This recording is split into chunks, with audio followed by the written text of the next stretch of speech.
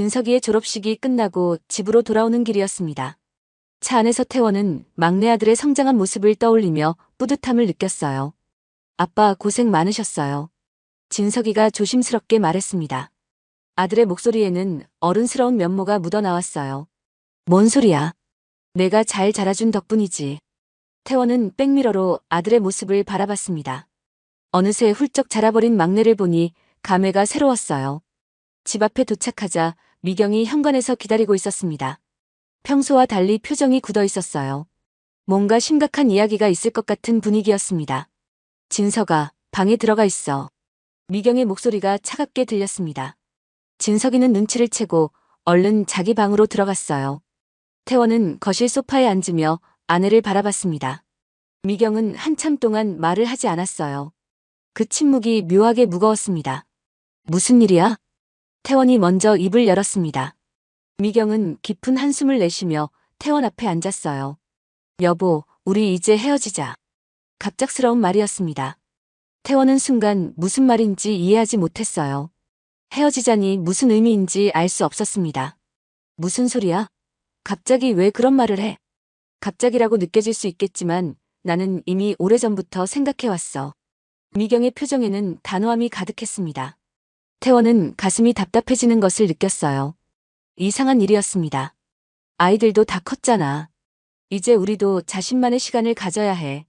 그래서 이혼하자는 거야? 태원의 목소리가 높아졌습니다. 미경은 고개를 끄덕였어요.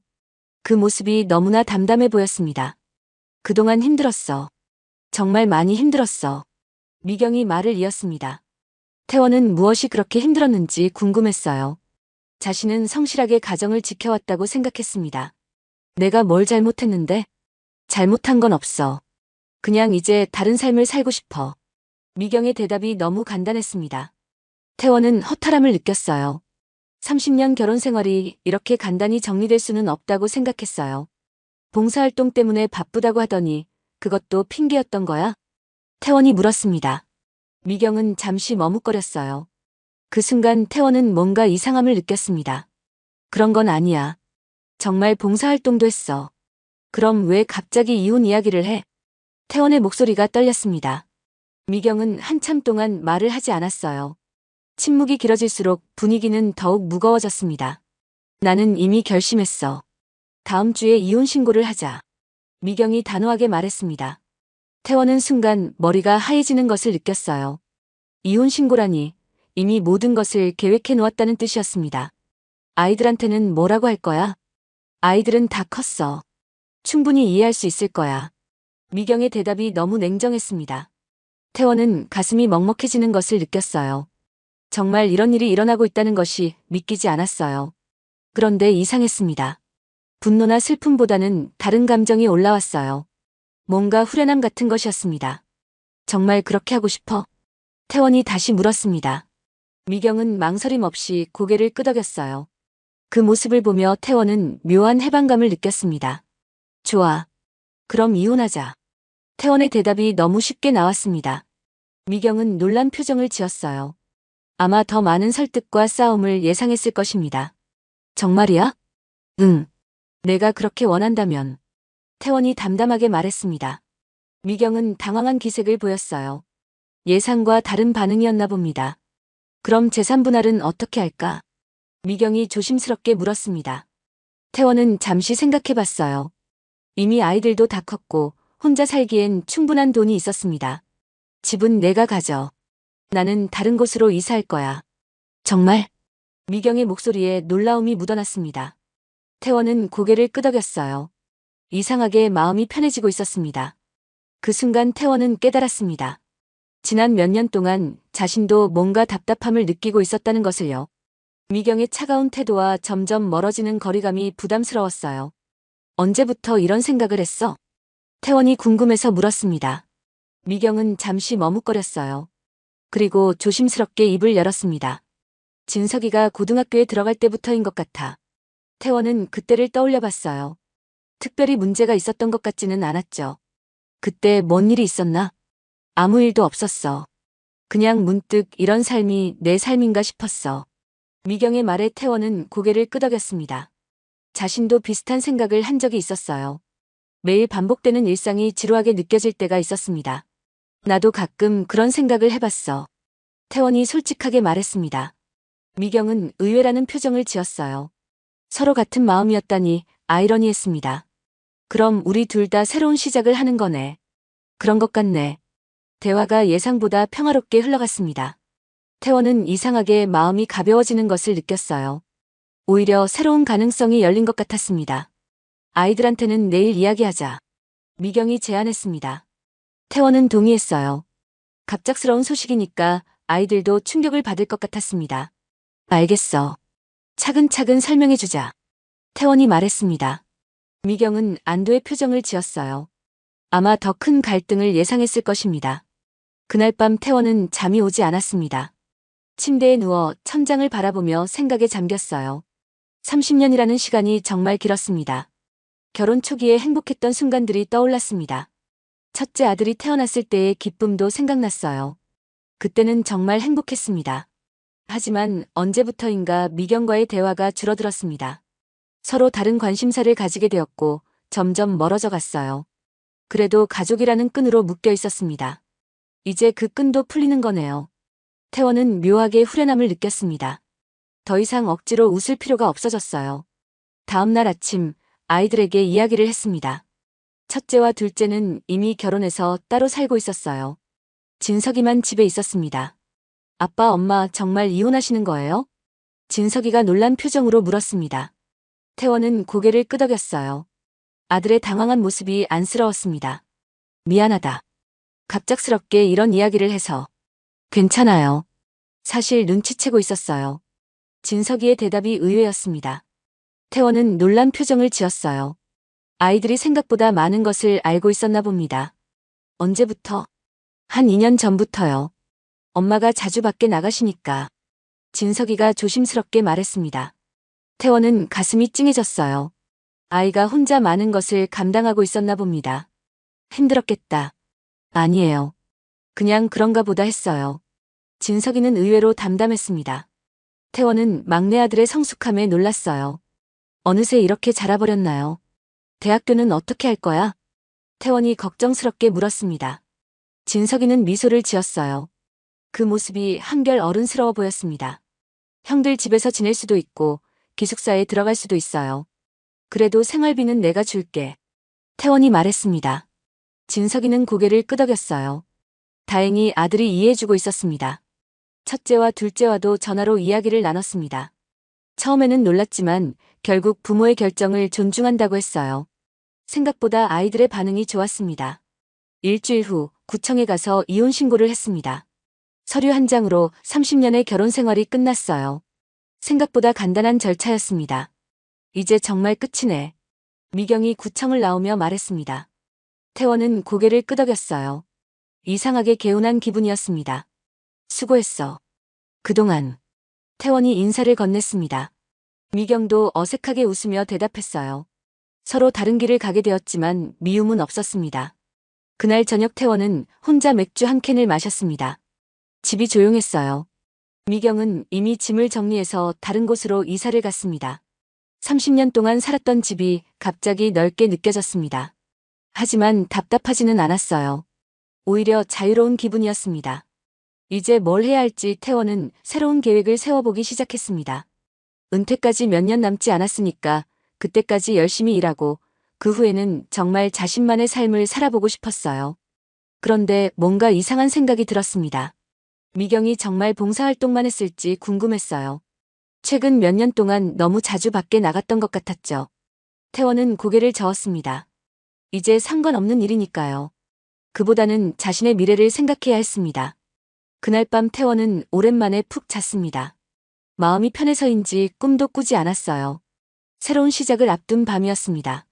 다음 날 아침 태원은 일찍 일어났습니다. 혼자 있는 집이 이상하게 상쾌했어요. 커피를 내려 마시며 창밖을 바라봤습니다. 이혼했다는 사실이 아직도 실감이 나지 않았어요.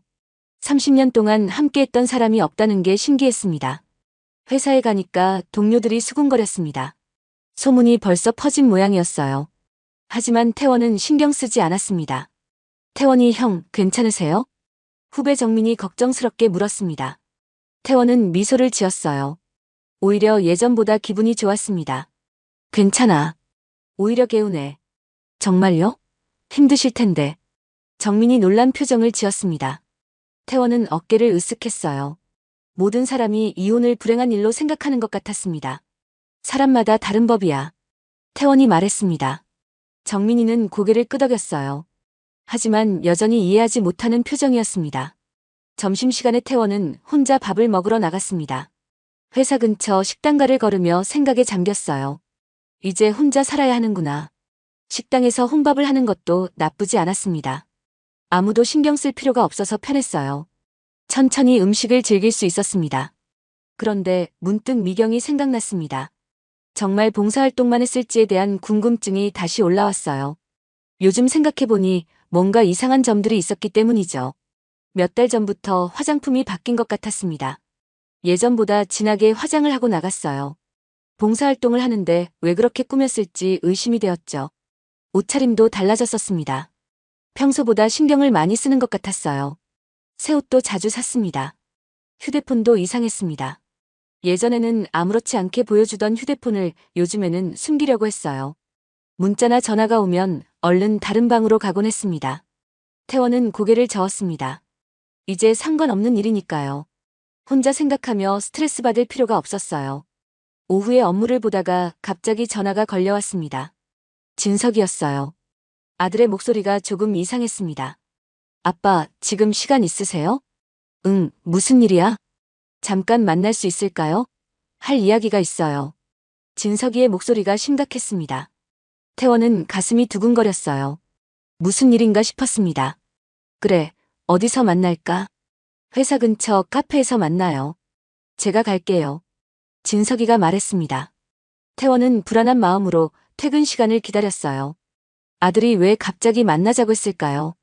카페에서 진석이를 만났습니다. 아들의 표정이 심각해 보였어요. 뭔가 중요한 이야기가 있는 것 같았습니다. 무슨 일이야? 표정이 안 좋네. 태원이 걱정스럽게 물었습니다. 진석이는 한참 머뭇거렸어요. 그리고 조심스럽게 입을 열었습니다. 아빠, 엄마 이야기인데요. 엄마가 뭐? 태원의 마음이 복잡해졌습니다. 진석이는 잠시 망설이다가 말을 이었어요. 그 표정이 너무 무거워 보였습니다. 사실 엄마가 다른 남자분과 만나고 계신 것 같아요. 순간 태원의 머리가 하얘졌습니다. 예상했던 일이긴 했지만 실제로 들으니까 충격이었어요. 가슴이 답답해졌습니다. 정말이야? 네. 몇 번 봤어요. 엄마가 남자분과 함께 있는 걸. 진석이의 목소리가 떨렸습니다. 아들도 이런 이야기를 하기 힘들었을 거예요. 태원은 가슴이 아팠습니다.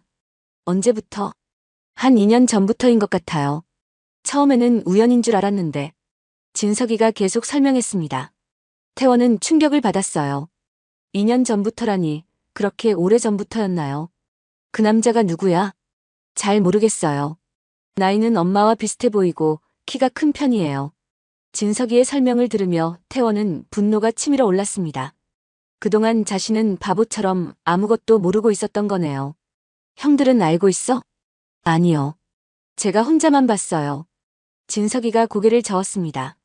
태원은 안도했어요. 다른 아들들까지 알면 더 복잡해질 것 같았습니다. 왜 이제 말해주는 거야? 이혼하신다고 하셔서요. 아빠가 혹시 모르고 계신 건 아닌가 해서. 진석이의 걱정이 느껴졌습니다. 태원은 고마웠어요.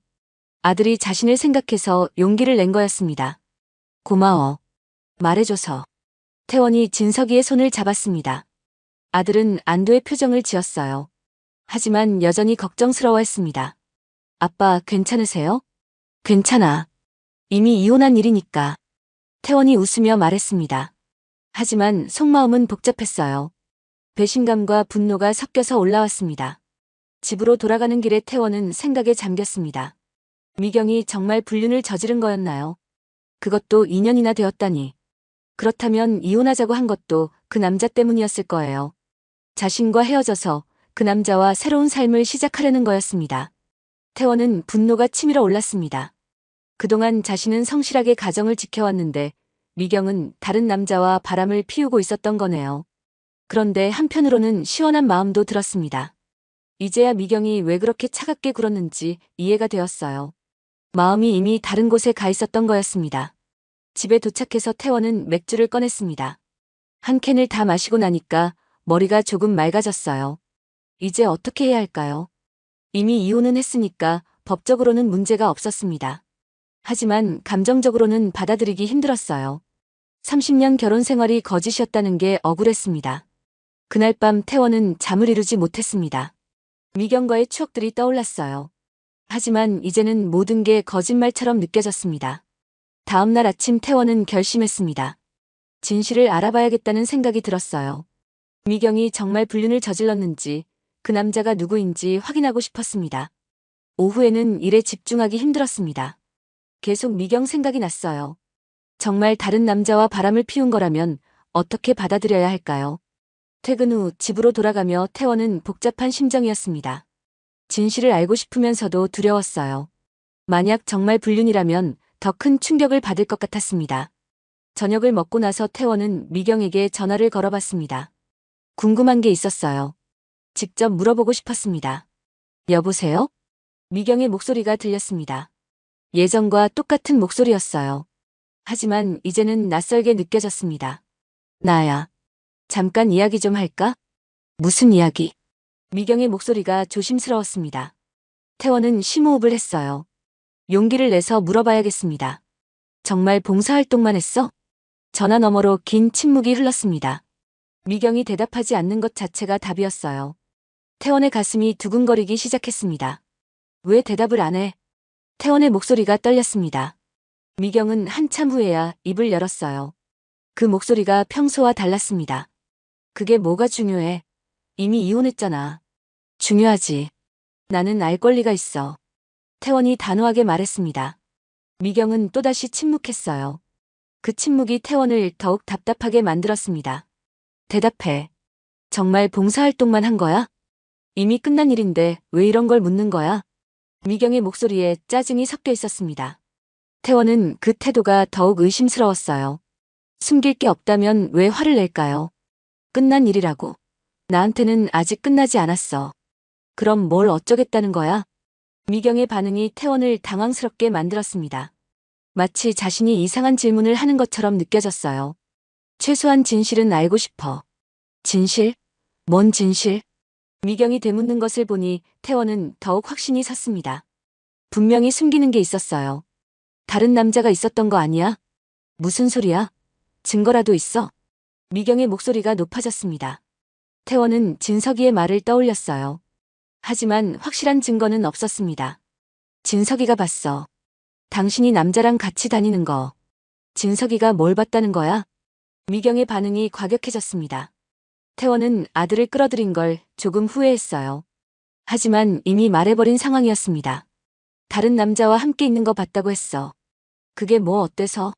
봉사활동 하다가 만난 사람일 수도 있잖아. 미경의 변명이 궁색하게 들렸습니다.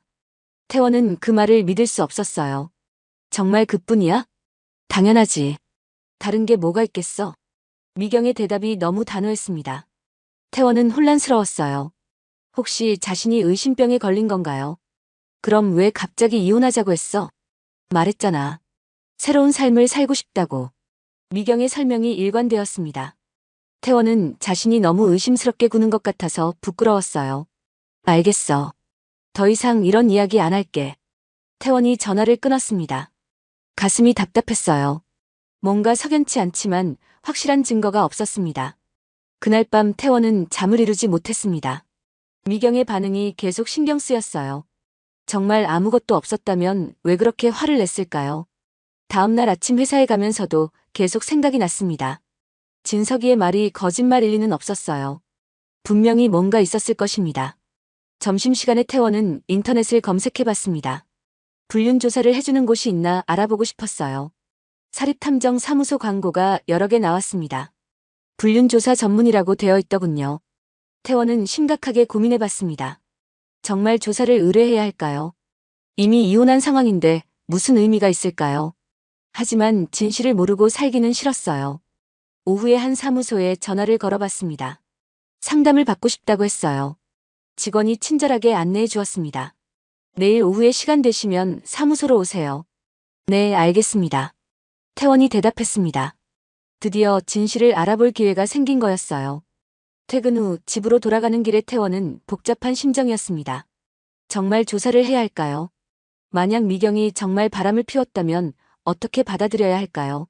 집에 도착해서 맥주를 마시며 생각했습니다. 30년 결혼 생활이 거짓이었다면 정말 견디기 힘들 것 같았어요. 그런데 한편으로는 진실을 알고 싶었습니다. 속고 사는 것보다는 나았어요. 설령 상처받더라도 진실을 아는 게 맞다고 생각했습니다. 그날 밤 태원은 결심했습니다. 내일 사립탐정을 만나서 상담을 받아보기로 했어요. 그리고 조사를 의뢰할지 결정하기로 했죠. 잠자리에 들기 전 태원은 창밖을 바라봤습니다. 별이 많이 보이는 밤이었어요. 내일이면 새로운 사실을 알게 될지도 모른다는 생각이 들었습니다. 다음 날 아침 태원은 평소보다 일찍 일어났습니다. 밤새 뒤척이느라 제대로 잠을 못 잤어요. 사립탐정을 만나러 가는 날이었습니다. 회사에 가서도 일에 집중이 되지 않았습니다. 계속 오후 약속 생각만 났어요. 드디어 진실을 알 수 있을 것 같았습니다. 점심시간에 태원은 식사도 제대로 못했습니다. 긴장돼서 목으로 넘어가지 않았어요. 동료들이 걱정스러워했습니다. 태원이 형, 괜찮으세요?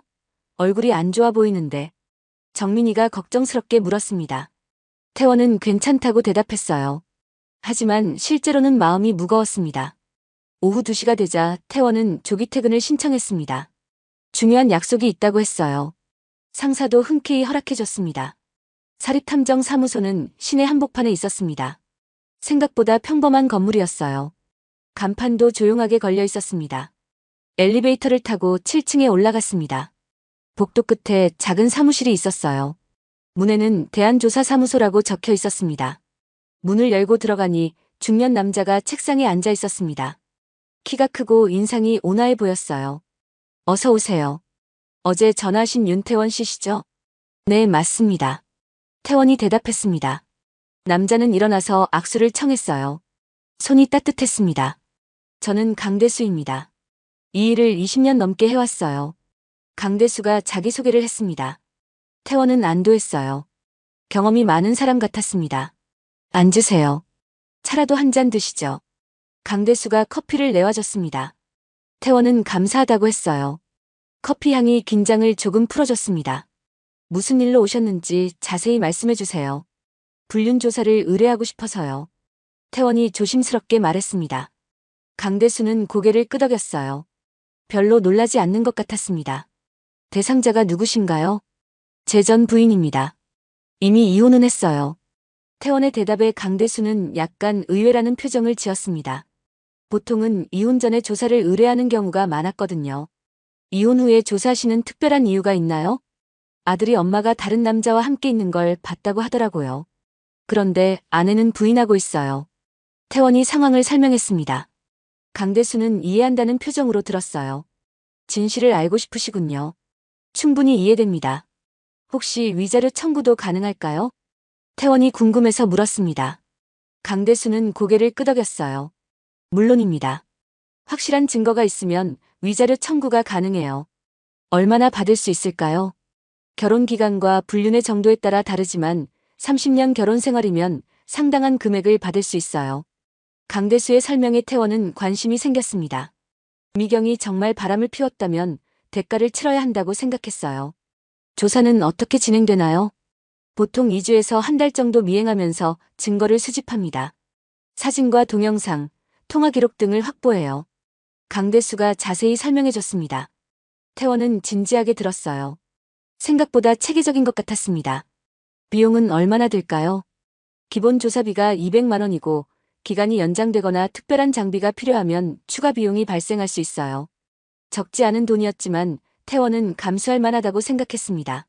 진실을 알기 위해서는 필요한 투자였어요. 혹시 조사가 들통날 가능성은 없나요? 걱정하지 마세요. 저희는 전문가예요. 절대 들키지 않게 조사합니다. 강대수의 자신 있는 대답에 태원은 안심했습니다. 그리고 조사를 의뢰하기로 결심했어요. 알겠습니다. 조사를 부탁드리겠어요. 좋습니다. 그럼 전 부인에 대한 정보를 자세히 알려주세요. 강대수가 메모지를 꺼냈습니다. 태원은 미경의 이름, 나이, 현재 거주지 등을 알려줬어요. 사진도 있으시죠? 네, 휴대폰에 있어요. 태원이 휴대폰을 꺼내서 미경의 사진을 보여줬습니다. 강대수는 꼼꼼히 확인했어요. 평소 자주 가는 곳이나 생활 패턴을 아시나요? 봉사활동을 한다고 해서 자주 외출했어요. 하지만 정확한 곳은 모르겠어요. 태원이 솔직하게 대답했습니다. 강대수는 고개를 끄덕였어요. 괜찮습니다. 이 정도 정보면 충분해요. 거주지부터 시작해서 행동 패턴을 파악하겠습니다. 언제부터 시작하실 건가요? 내일부터 바로 시작하겠습니다. 2주 후에 1차 결과를 알려드릴게요. 강대수의 말에 태원은 기대되었습니다. 드디어 진실을 알 수 있을 것 같았어요. 중간에 특별한 발견이 있으면 바로 연락드리겠습니다. 네, 부탁드려요. 태원이 계약서에 서명하고 조사비를 지불했습니다. 200만 원이 적지 않은 돈이었지만 후회는 없었어요. 사무소를 나오면서 태원은 복잡한 심정이었습니다. 한편으로는 진실을 알 수 있어서 기대되었지만 다른 한편으로는 두려웠어요. 만약 정말 미경이 바람을 피웠다면 어떻게 받아들여야 할까요? 30년 결혼 생활이 거짓이었다는 걸 견딜 수 있을까요? 하지만 이제 돌이킬 수는 없었습니다. 조사는 이미 시작되었어요. 2주 후면 모든 진실이 드러날 것입니다. 집으로 돌아가는 길에 태원은 진석이에게 전화를 걸었습니다. 아들에게 조사를 의뢰했다는 걸 알려주고 싶었어요. 아빠, 무슨 일이세요? 진석아, 사립탐정을 고용했어. 진석이는 잠시 놀란 것 같았습니다. 아마 이런 일까지 벌어질 거라고 생각하지 못했을 거예요. 정말요? 응. 내가 본 게 맞는지 확실히 알아보고 싶어서. 태원이 설명했습니다. 진석이는 복잡한 심정일 것 같았어요. 부모의 일이 이렇게 커져서 부담스러울 수도 있었습니다. 아빠, 괜찮으신 거죠? 괜찮아. 진실을 아는 게 낫지. 태원이 아들을 안심시켰습니다. 진석이는 더 이상 말하지 않았어요. 아마 걱정이 많을 것 같았습니다. 그날 저녁 태원은 혼자 조용히 맥주를 마셨습니다. 이제 진짜 진실과 마주할 시간이 다가오고 있었어요. 2주가 어떻게 지나갈지 궁금했습니다. 그리고 그 결과가 자신의 인생을 어떻게 바꿔놓을지도 궁금했어요. 한 가지 확실한 건 이제 더 이상 의심하며 살지 않아도 된다는 것이었습니다. 곧 모든 게 명확해질 테니까요. 2주라는 시간이 생각보다 빨리 지나갔습니다. 태원은 매일 강대수에게서 연락이 올까봐 초조해했어요. 하지만 중간 보고는 없었습니다. 회사에서도 일에 집중하기 힘들었습니다. 계속 조사 결과 생각만 났어요. 과연 어떤 진실이 밝혀질까요? 마침내 2주가 지난 금요일 오후 강대수에게서 전화가 왔습니다. 결과가 나왔다고 했어요. 태원의 가슴이 두근거렸습니다. 사무소로 오실 수 있으세요? 직접 보여드릴 게 있어요. 네, 지금 갈게요. 태원이 대답했습니다. 드디어 진실을 알 수 있는 순간이었어요. 설렘과 두려움이 교차했습니다. 회사에서 조기 퇴근을 신청하고 강대수 사무소로 향했습니다. 가는 길에 마음의 준비를 해봤어요. 어떤 결과든 받아들일 각오가 되어 있었습니다. 사무소에 도착하니까 강대수가 두꺼운 파일을 준비해놓고 있었습니다. 사진들과 보고서가 가득 들어 있었어요. 심각한 표정이었습니다. 앉으세요. 커피라도 한 잔 드시고 천천히 보세요. 강대수가 조심스럽게 말했습니다. 태원은 긴장했어요. 뭔가 충격적인 내용이 있는 것 같았습니다. 결과가 어떻게 나왔나요? 태원이 떨리는 목소리로 물었습니다. 강대수는 잠시 망설이더니 파일을 열어 보이기 시작했어요. 일단 사진부터 보세요. 첫 번째 사진이 나왔습니다. 미경이 한 남자와 함께 걷고 있는 모습이었어요. 두 사람이 매우 친밀해 보였습니다. 태원의 가슴이 뜨끔했습니다. 진석이의 말이 사실이었던 거네요. 그런데 이건 시작에 불과했어요. 이 남자가 누구죠? 이름은 박정훈이고 미경 씨의 대학 동창이라고 하네요. 강대수의 설명을 들으며 태원은 충격을 받았습니다. 대학 동창이라니, 그럼 오래전부터 아는 사이였던 거였어요. 더 있나요? 네, 다음 사진을 보세요. 두 번째 사진에는 미경과 정훈이 카페에서 손을 잡고 있는 모습이 찍혀 있었습니다. 연인 같은 분위기였어요. 태원은 가슴이 답답해졌습니다. 정말 불륜이 맞았던 거였어요. 더 이상 의심할 여지가 없었습니다. 이 사진은 언제 찍은 거예요? 일주일 전입니다. 그들이 자주 만나는 카페예요. 강대수가 설명했습니다. 태원은 분노가 치밀어 올랐어요.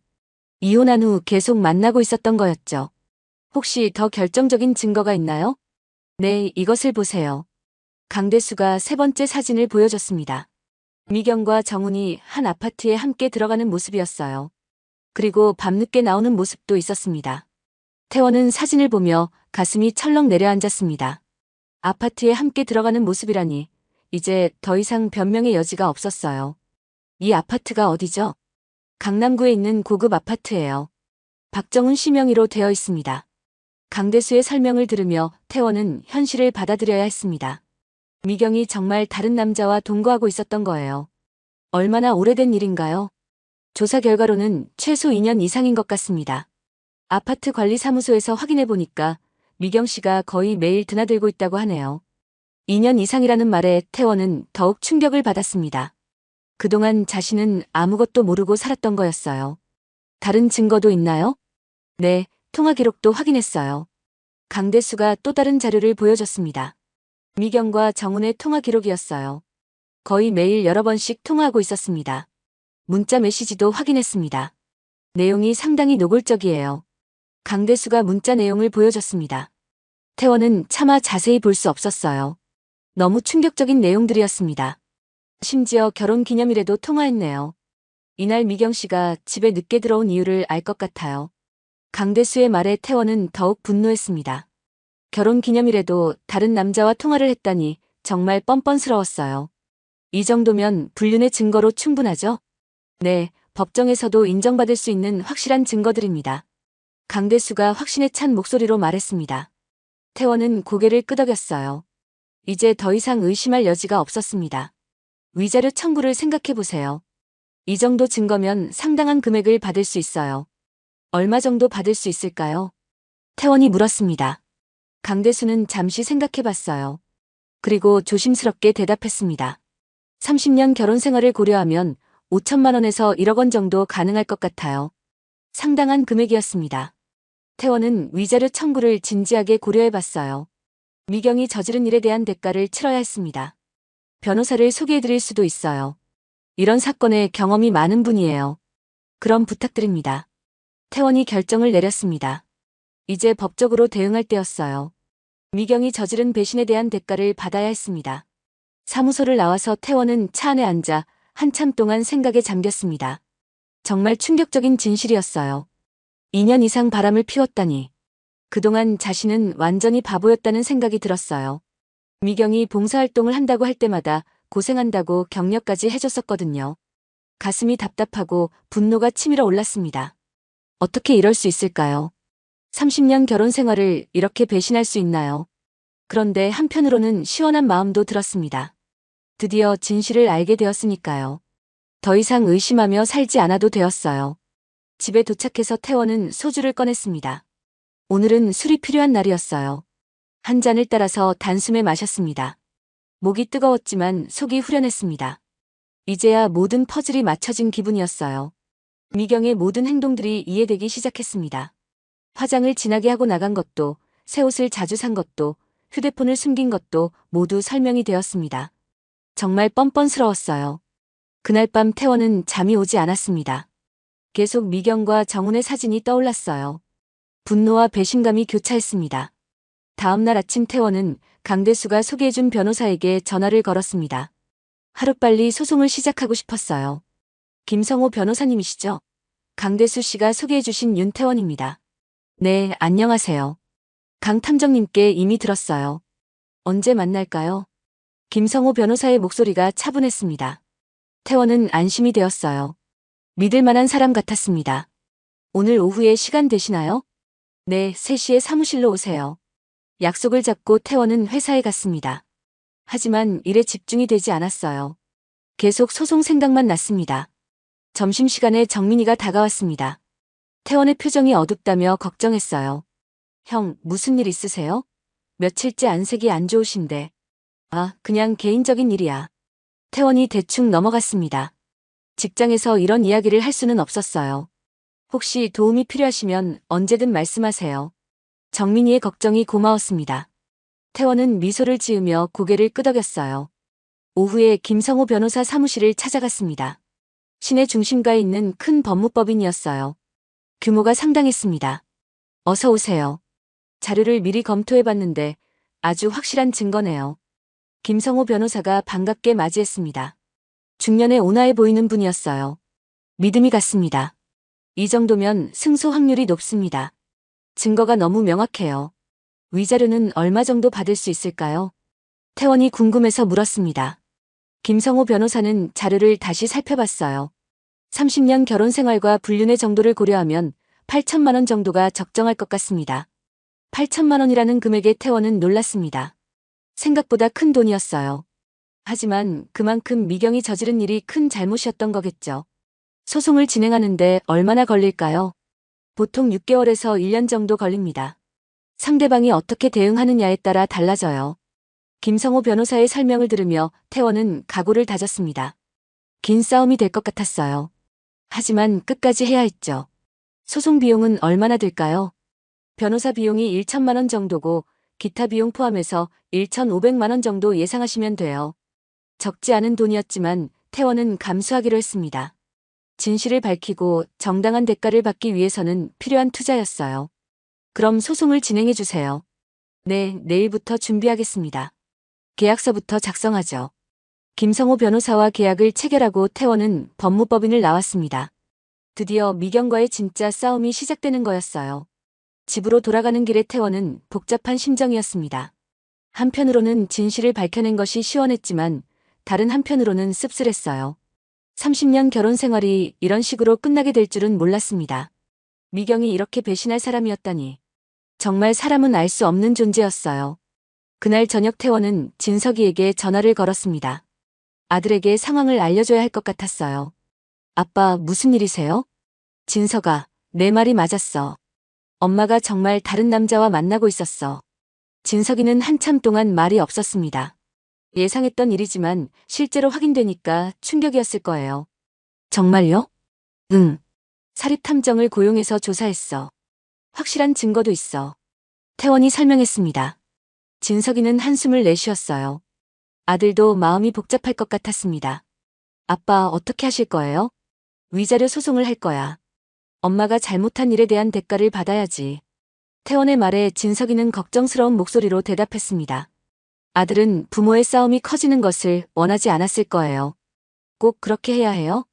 그래야 해. 이런 일을 그냥 넘어갈 수는 없어. 태원이 단호하게 말했습니다. 진석이는 더 이상 반대하지 않았어요. 아버지의 결정을 존중하는 것 같았습니다. 형들한테도 알려야 할까요? 아직은 말하지 말자. 소송이 시작되면 그때 알려줄게. 태원이 신중하게 말했습니다. 너무 많은 사람이 알면 복잡해질 것 같았어요. 그날 밤 태원은 오랜만에 푹 잤습니다. 진실을 알게 되어서인지 마음이 한결 편해졌어요. 이제 더 이상 의심하며 살지 않아도 되었습니다. 며칠 후 김성호 변호사에게서 연락이 왔습니다. 소장을 법원에 제출했다고 했어요. 이제 정식으로 소송이 시작된 거였습니다. 미경 씨에게 소장이 송달될 거예요. 그럼 곧 연락이 올 겁니다. 어떤 반응을 보일까요? 태원이 궁금해했습니다. 김성호 변호사는 경험에 비춰 설명했어요. 보통 처음에는 부정하다가 증거를 보면 인정하는 경우가 많아요. 미경이는 어떨까요? 이 정도 확실한 증거가 있으면 부정하기 힘들 거예요. 김성호 변호사의 말에 태원은 고개를 끄덕였습니다. 이제 미경의 반응을 기다릴 시간이었어요. 이틀 후 정말로 미경에게서 전화가 왔습니다. 목소리가 떨리고 있었어요. 상당히 당황한 것 같았습니다. 이게 뭐야? 갑자기 위자료 소송이라니. 놀랐겠지만 내가 한 일을 생각하면 당연한 거 아니야? 태원이 차갑게 대답했습니다. 미경은 한참 동안 말이 없었어요. 아마 변명할 말을 찾고 있었을 것입니다. 무슨 증거가 있다고 그래? 다 있어. 사진도 있고 통화 기록도 있어. 문자 메시지까지. 태원의 말에 미경은 깜짝 놀란 것 같았습니다. 아마 들키지 않았다고 생각했을 거예요. 정말 그런 게 있어? 응. 내가 박정훈이랑 아파트에서 동거하는 것도 다 알아. 박정훈이라는 이름을 들은 순간 미경은 완전히 당황했습니다. 전화 너머로 숨소리가 거칠어지는 게 들렸어요. 어떻게 그걸 알았어? 사립탐정을 고용했어. 2주 동안 너를 미행했지. 태원의 설명에 미경은 말문이 막힌 것 같았습니다. 이제 더 이상 부정할 수 없는 상황이었어요. 미안해. 정말 미안해. 드디어 미경이 사과했습니다. 하지만 태원의 마음은 이미 돌아섰어요. 너무 늦은 사과였습니다. 이제 와서 미안하다고. 2년 동안 나를 속이고 살면서. 정말 미안해. 내가 잘못했어. 미경이 계속 사과했지만 태원은 받아들이지 않았습니다. 배신감이 너무 컸어요. 소송은 끝까지 갈 거야. 내가 한 일에 대한 대가를 치러야 한다고 생각해. 제발 그러지 마. 합의할 수 없을까?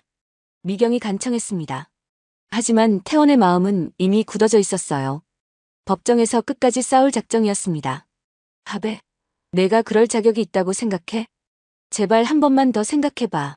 미경의 목소리가 절망적으로 들렸습니다. 태원은 그 모습이 초라해 보였어요. 생각할 것도 없어. 변호사랑 잘 상의해. 태원이 전화를 끊었습니다.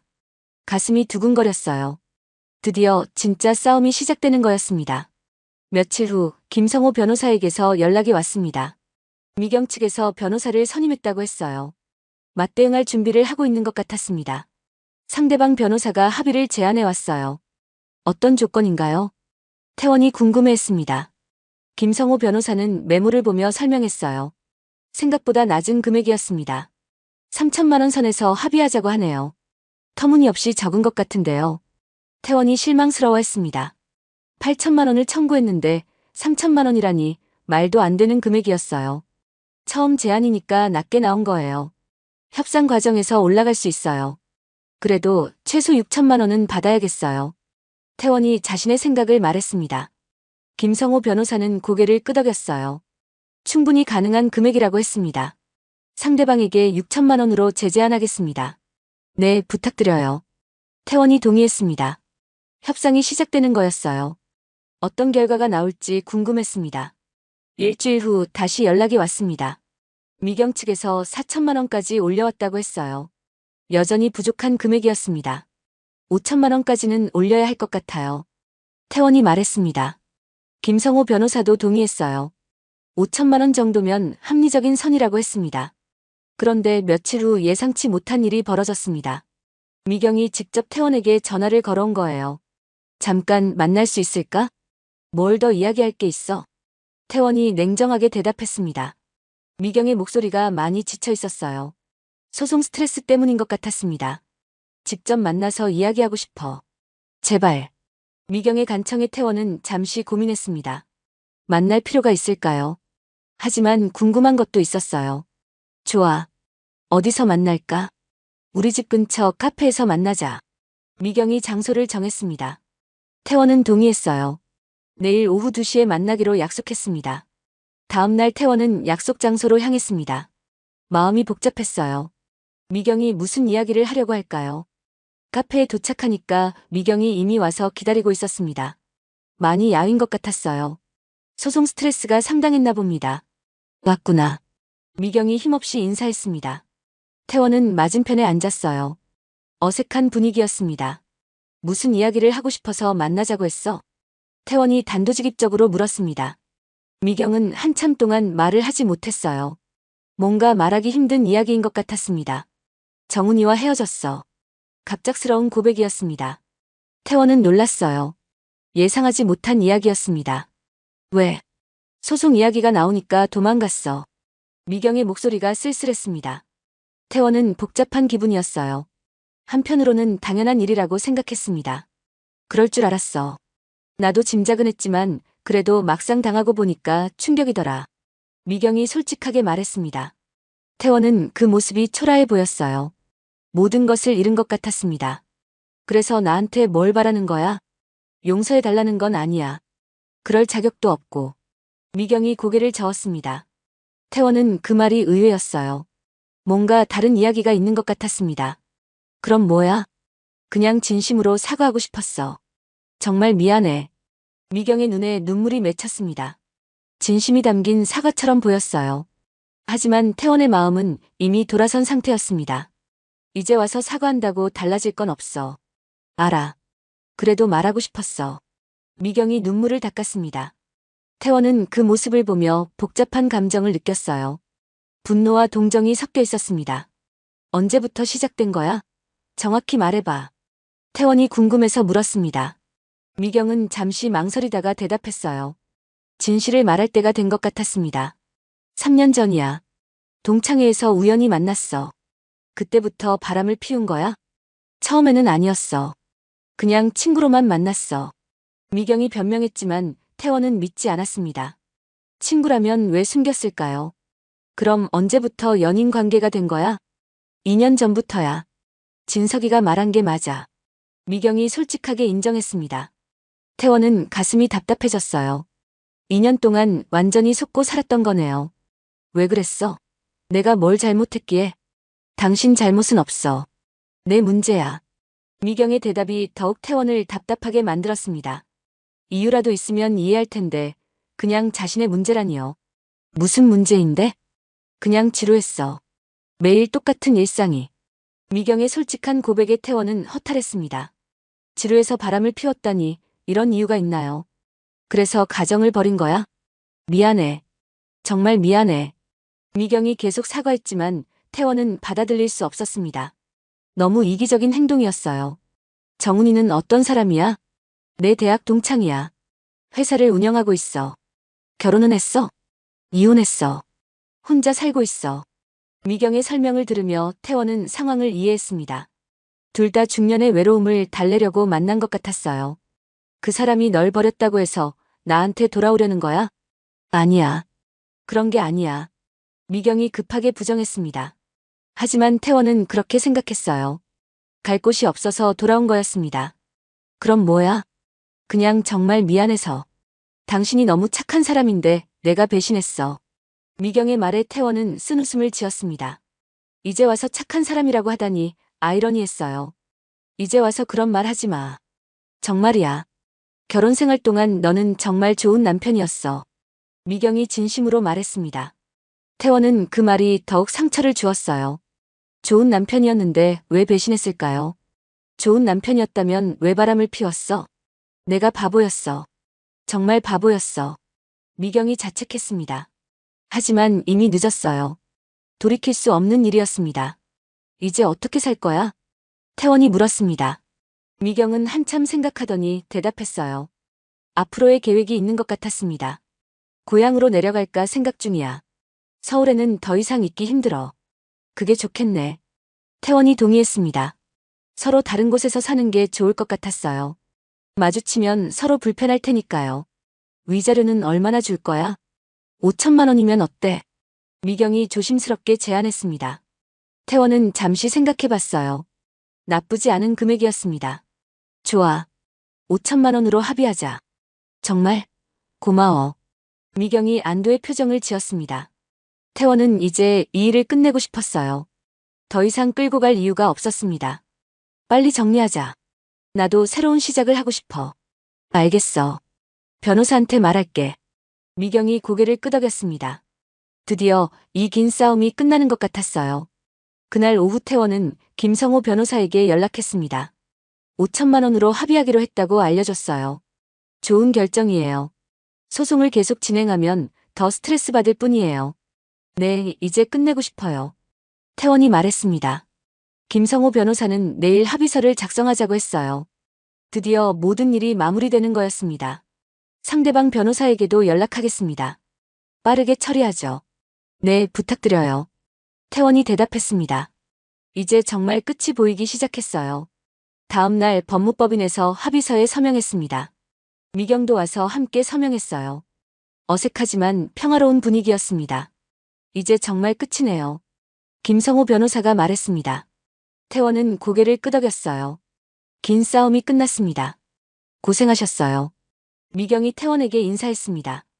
태원도 어색하게 인사를 받았어요. 이제 진짜 남남이 되는 거였습니다. 잘 살아. 당신도. 간단한 인사를 나누고 둘은 헤어졌습니다. 30년 결혼 생활이 이렇게 끝나는 거였어요. 태원은 법무법인을 나오며 홀가분한 기분을 느꼈습니다. 드디어 모든 짐을 내려놓은 것 같았어요. 이제 정말 새로운 시작이었습니다. 일주일 후 태원은 5천만 원을 받았습니다. 통장 잔고를 확인하니까 기분이 묘했어요. 30년 결혼 생활의 대가라고 하기에는 복잡한 감정이었습니다. 그날 저녁 태원은 혼자 조용히 맥주를 마셨습니다. 이제 정말 모든 것이 끝났어요. 미경과의 인연도, 법적 다툼도 모두 마무리되었습니다. 문득 앞으로 어떻게 살아야 할지 고민이 되었습니다. 은퇴까지 3년 정도 남았어요. 그 후에는 뭘 하며 살아야 할까요? 며칠 후 진석이가 찾아왔습니다. 아빠, 엄마랑 합의하신 거예요? 응, 끝났어. 이제 더 이상 법정에 갈 일은 없어. 태원이 대답했습니다. 진석이는 안도의 표정을 지었어요. 부모의 싸움이 끝나서 다행이라는 표정이었습니다. 이제 편해지셨겠어요. 그런 것 같아. 오히려 속이 시원해. 태원의 말에 진석이는 의외라는 표정을 지었습니다. 아마 아버지가 슬퍼할 거라고 생각했을 거예요. 정말요? 응. 진실을 알고 나니까 오히려 좋아. 더 이상 속지 않아도 되니까. 태원이 웃으며 말했습니다. 진석이는 아버지의 변화에 놀란 것 같았어요. 예상과 다른 반응이었습니다. 그럼 이제 새로운 계획을 세우세요. 그래야지. 태원이 아들을 바라봤습니다. 진석이는 성숙해 보였어요. 어느새 이렇게 자라버렸나요? 형들도 걱정하고 있어요. 아빠가 혼자 계시니까. 괜찮다고 전해. 혼자 있는 게 편해. 태원이 말했습니다. 정말로 혼자 있는 것이 편했어요. 눈치 볼 필요도 없고 자유로웠습니다. 그 후 몇 달 동안 태원은 평범하게 지냈습니다. 회사에 가서 일하고 집에 와서 쉬었어요. 가끔 아들들과 만나서 식사를 했습니다. 시간이 흐르면서 태원은 새로운 취미를 찾기 시작했습니다. 등산도 해보고 독서도 늘렸어요. 혼자만의 시간을 즐기는 법을 배웠습니다. 회사 동료들과의 관계도 더욱 편해졌습니다. 가정일로 스트레스 받을 일이 없어서 업무에도 더 집중할 수 있었어요. 은퇴가 1년 앞으로 다가왔을 때 태원은 중요한 결정을 내렸습니다. 서울을 떠나서 제주도로 이주하기로 한 거예요. 제주도요? 왜 갑자기? 첫째 민수가 놀라며 물었습니다. 아들들을 불러서 이주 계획을 알려준 참이었어요. 새로운 환경에서 살고 싶어서. 서울은 너무 복잡해. 태원이 설명했습니다. 아들들은 걱정스러워했어요. 아버지가 혼자 멀리 가는 것이 불안했을 것입니다. 너무 외롭지 않을까요? 둘째 민준이가 물었습니다. 태원은 미소를 지었어요. 외로움보다는 자유로움이 더 컸습니다. 괜찮아. 제주도에서 작은 펜션이라도 운영해볼까 생각 중이야. 펜션이요? 진석이가 흥미로워했습니다. 태원은 고개를 끄덕였어요. 새로운 도전을 해보고 싶었습니다. 응. 사람들을 만나는 일이니까 외롭지 않을 거야. 태원의 계획을 들은 아들들은 점차 이해하는 모습을 보였습니다. 아버지가 진정으로 원하는 일이라는 것을 알았어요. 그럼 저희도 지원해드릴게요. 뭐든지 도와드릴게요. 민수가 말했습니다. 다른 아들들도 동의했어요. 태원은 고마웠습니다. 몇 달 후 태원은 정말로 제주도 이주를 위한 준비를 시작했습니다. 서울집을 정리하고 제주도에서 펜션 부지를 알아봤어요. 미경과의 이혼이 끝이 아니라 새로운 시작의 기회가 되고 있었습니다. 태원은 앞으로의 인생이 기대되기 시작했어요. 은퇴일이 마침내 다가왔습니다. 30년 공직 생활을 마무리하는 날이었어요. 동료들이 작은 송별회를 열어줬습니다. 태원이 형, 제주도에서 행복하게 사세요. 정민이가 인사했습니다. 태원은 감사했어요. 좋은 동료들과 함께 일할 수 있어서 행복했습니다. 고마워. 다들 건강하게 잘 지내. 태원이 작별 인사를 했습니다. 새로운 인생이 시작되는 순간이었어요. 마지막 출근길에 태원은 감회가 새로웠습니다. 30년이라는 긴 시간이 흘렀죠. 이제 정말 자유로운 몸이 되었어요. 제주도로 이주한 후 태원의 삶은 완전히 달라졌습니다. 아침에 일어나면 바다를 바라보며 커피를 마셨어요. 공기도 맑고 하늘도 높았습니다. 펜션 부지는 서귀포 근처의 조용한 마을에 있었습니다. 바다가 보이는 언덕에 위치했어요. 태원은 이곳이 마음에 들었습니다. 여기가 좋겠어. 태원이 혼자 중얼거렸습니다. 탁 트인 바다가 보이는 곳이었어요. 새로운 시작을 하기에 완벽한 장소였습니다. 펜션 건물도 설계했습니다. 너무 크지 않은 아담한 규모로 계획했어요. 혼자 운영하기에 적당한 크기였습니다. 건축 허가도 받고 공사업체도 선정했습니다. 모든 일이 순조롭게 진행되었어요. 아들들이 도와줘서 더욱 빨랐습니다. 공사가 시작되자 태원은 매일 현장을 지켜봤습니다. 자신만의 공간이 만들어지는 과정이 신기했어요. 마치 새로운 인생을 짓는 것 같았습니다. 사장님, 진도가 빠르네요. 현장 감독이 말했습니다. 태원은 기뻤어요. 빨리 완성되어서 손님을 받고 싶었습니다. 6개월 후 펜션이 완공되었습니다. 바다향기 펜션이라고 이름을 지었어요. 태원은 뿌듯했습니다. 건물은 2층으로 지어졌습니다. 1층에는 사무실과 태원의 거주 공간이 있었어요. 2층에는 손님들을 위한 객실 6개가 있었습니다. 모든 객실에서 바다가 보였습니다. 창문을 열면 시원한 바닷바람이 들어왔어요. 손님들이 좋아할 것 같았습니다. 인테리어도 깔끔하게 마무리했습니다. 너무 화려하지 않으면서도 편안한 느낌으로 꾸몄어요. 태원의 취향이 반영된 공간이었습니다. 펜션 개업 준비를 하면서 태원은 설렜습니다. 새로운 도전이었어요. 과연 잘 될지 궁금했어요. 홈페이지도 만들고 예약 시스템도 구축했습니다. 진석이가 도와줘서 가능한 일이었어요. 아들이 컴퓨터를 잘해서 큰 도움이 되었습니다. 아빠, 홈페이지 완성했어요. 진석이가 자랑스럽게 보여줬습니다. 태원은 감탄했어요. 정말 예쁘게 만들어졌네요. 고마워. 내 덕분이야. 태원이 아들에게 고마워했습니다. 진석이는 대학생이 되어서 더욱 든든했어요. 드디어 펜션 개업일이 되었습니다. 첫 손님을 받는 날이었어요. 태원은 긴장되면서도 기대되었습니다. 첫 손님은 젊은 부부였습니다. 태원은 정성껏 안내해드렸습니다. 사장님, 여기 정말 좋네요. 남편이 만족했습니다. 태원은 기뻤어요. 손님들이 행복해하는 모습을 보니까 보람을 느꼈습니다. 바다 뷰가 환상적이에요. 부인도 감탄했습니다. 태원은 뿌듯했어요. 이 장소를 선택하길 잘했다는 생각이 들었습니다. 그날 저녁 태원은 펜션 앞에서 바다를 바라봤습니다. 별이 쏟아질 것 같은 밤하늘이었어요. 서울에서는 볼 수 없었던 풍경이었습니다. 이곳에 온 지 1년이 지났지만 아직도 신기했습니다. 이런 평화로운 삶이 가능할 줄 몰랐어요. 문득 미경이 생각났습니다. 지금 어떻게 살고 있을까요? 하지만 더 이상 궁금하지 않았어요. 각자의 길을 가는 거였습니다. 펜션 운영이 궤도에 오르면서 태원의 일상은 활기찼습니다. 매일 새로운 손님들을 만났어요. 다양한 사람들의 이야기를 들을 수 있었습니다.